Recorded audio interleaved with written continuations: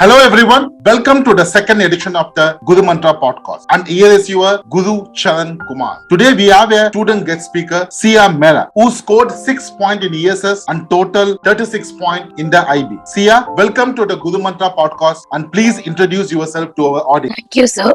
Thank you, sir. Hello, everyone. My name is Sia Mehra, and I'm from Lucknow, Uttar Pradesh. I scored a total of 36 points in the IB examination. I will be going to the University of Warwick in the UK this fall to study management, along with aspiring to be a part of the progressive business industry. I also really like designing graphically, and yeah, thank you for having me. Fantastic. So Sia, we'll go first some question related to ESS paper 1. Can you tell Sia, how did you tackle the question that did not directly related to the resource booklet on the paper 1? I usually just used my prior knowledge that I gained over the 2 years studying from the course book, the PPTs, classroom interactions, and so on. Connected it to the case study at hand in the resource book. Oh, that's a good one. Prior knowledge plays an important role. So, how past paper helped you study for the ESS paper 1? And why do you think past papers are important in the ESS? I feel that attempting past papers and going through their mark schemes, especially those from the past 5 years, they really help me understand the pattern and correct way to answer questions, and to know what kind of questions one could expect in the actual paper. Yes, that is true. But can you tell Sia, can just logic help you to pass in the ESS paper 1? Without any prior knowledge? Although using logic is very important and will probably be beneficial to use it in certain questions, such as the data-based ones, for example, but having prior knowledge is also very important to answer questions with higher mark bands, especially the ones with 3 and higher marks, as it helps provide examples and justifications to what you're answering. Yes. So Sia, can you tell 2 tips to study paper 1 exam for the grade 11 and 12 ESS student, which includes your personal exam? The most important tip, something that I've learned over the years, is that practicing attempting 6-marker questions from past paper ones is really important, as the 6-marker questions are the ones which allowed to reach 6 and 7 mark bands. So practicing 6-marker questions is really important. Also, another tip would be going through the case study thoroughly, because you have to connect all your answers to the case study itself. Yes, that's a very important tip. Thank you, Sia. Now we are going to move some of the questions related to ESS paper. Sia, many times I have seen in 2 years, you are a focused kid in paper 2, in IA. You always come to me, get a feedback each and every month and each and every small examination in our school. So can you tell one thing which you have struggled to study the paper 2 and how my feedback helped you to overcome in that particular struggle or ESS journey? The main struggle that I feel that I faced in this journey of mine was managing my time. So practicing through past papers and getting feedback on them by Guru Sir has really helped me understand how to divide my time sufficiently between the 2 sections of paper 2. Yes. So can you tell how do you select the right set of questions in your long answer in the paper 2? So as there are four options in for the long answer questions, I think the best way is to first look at the 9-marker questions of each set and accordingly choose the ones that you have the most points for. Giving around 16 points for 9 markers is what one should be doing, as the 9 markers hold the most weightage. So I think looking at the 9-marker questions is the best way to select the right set of questions. Correct. Select your essay question based on 9 marks. So Sia, can you name 2 ways you have practiced well in the ESS paper 2 that have yielded a good result for you in 2 years of ESS journey? So I usually just mostly practiced by going through different case studies from which I picked and used information to quote as examples in my answers, and using past papers to understand various command terms also helped me comprehend the questions better in the paper, and and therefore achieve better results. Correct, that's true. So, Sia, I know many times you, Nitya, and Spush, you always use ESSGurumantra.com lot away to improve your mark. Can you tell how is ESSGurumantra.com helped you to study the ESS paper 2 exam to get a 6 point in the final exam? ESS Guru Mantra as a website is the most useful resource, and I think we've used it the most because it has everything collectively. There are all resources present on it. So because almost every resource that one could require to prepare for their paper 2 exam, from past papers, mark schemes to every year to other practice papers and PowerPoint presentations, ESS Guru Mantra has it all. So I think that has been the most useful resource for us. Oh, fantastic. Now, Sia, can you tell how the ESS guide application skill questions helped you score well in the ESS paper 2 exam?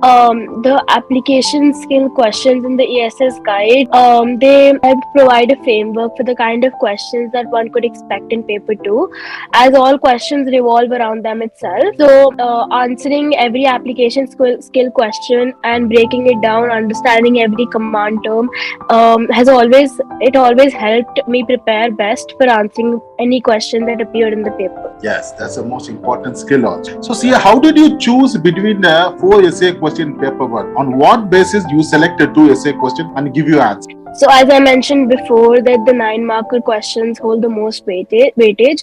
So the first thing that I did was analyze and break down the 9 markers and evaluate which questions I had the most knowledge to write about, ensuring that at the same time ensuring that I have enough points for the 4 and 7 markers as well, but mostly focusing on the 9 marker and ensuring that I can write well for the question. Correct. So now, Sia, we are going to move some of the questions related to ESS IA. I still remember your IA.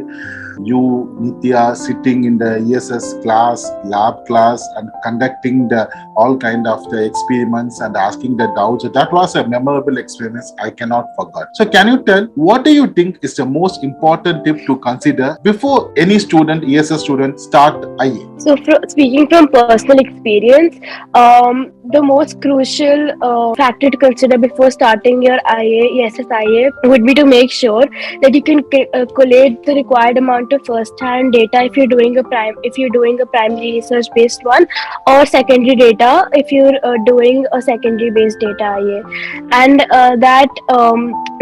ensuring that there is sufficient data that you can find on the internet, books, and so on. Because as you move ahead in your IA, you need to either use data for your mathematical findings or for giving scientific justification and so on. So you need to make sure that there is sufficient data available before you start your IA and choose a topic. Yes, sufficient data that you need to search it. So, Sia, what was your most difficult part of your ESS IA journey, and how did you personally overcome it? The most difficult part for me in my IA was that I really struggled when performing the mathematical findings, mathematical calculations. After collecting data and putting it in tables and graphs, actually solving it using correct mathematical steps was a little tough for me. So along with my ESS teacher's help, I also used a little help from my maths teacher, who helped me understand the correct statistical process that I need to use, and that helped me overcome my problem. Correct. Mathematical application is always a little challenge part. Can you tell how your teacher's feedback helped you in the IA to score the IA?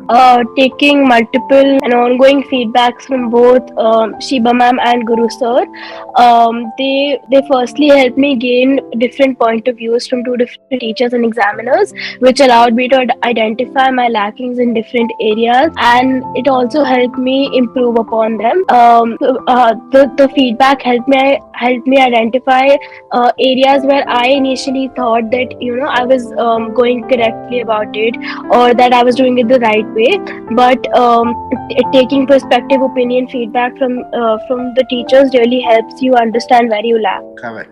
taking a different teacher's feedback. It's important for the different kind of person. So, Sia, can you tell how did the ESSGurumantra.com website help you achieve a high point on ESS IA? ESS Gurumantra, as I mentioned before, it has a lot of resources and it has every resource that you'll ever need. So the website has different samples of different IAs of every mark band, catering to different research questions as well. So going through them and analyzing different IAs, they help me understand the criteria and the requirements and help me write my IA accordingly. Yes, that's true. So, why ESS IA criteria are important to you to score a good? What is your personal opinion? I think that knowing and understanding each of the six ESS IA criteria is very important, as they help accurately identify and affect how the assessment will be scored, and accordingly, it helps you understand and know which aspects to focus on in each criteria in order to obtain the highest mark band. Correct. Knowing the assessment to get a criteria is important. So, Sia, now I have a couple of some general questions. Can you tell what is the one fact which makes studying ESS unique and interesting in comparison to the other DP subjects? I think that a lot of people, including me, at first planned on taking ESS as a subject just because it's considered to be an easier science or compared to the others. I, for one, I'm not someone who could easily understand and score well in the sciences in the previous grades. So I'm not going to lie when I say that I chose ESS because I thought it's an easy way out of science. I actually also heard a lot of people say that they just took ESS because they had to take a science. But having studied ESS over the past 2 years, I personally think that since the subject is more about what happens around us, it undoubtedly is one that is the most interesting one and unique subjects that I've studied so far. Oh, that's a brilliant. So, Sia, how did you organize your ESS revision? How much time do you spend on each component, and what are those components? Can you tell your revision plan for the ESS examinations? ESS is a subject for which just using the textbook to study is not enough.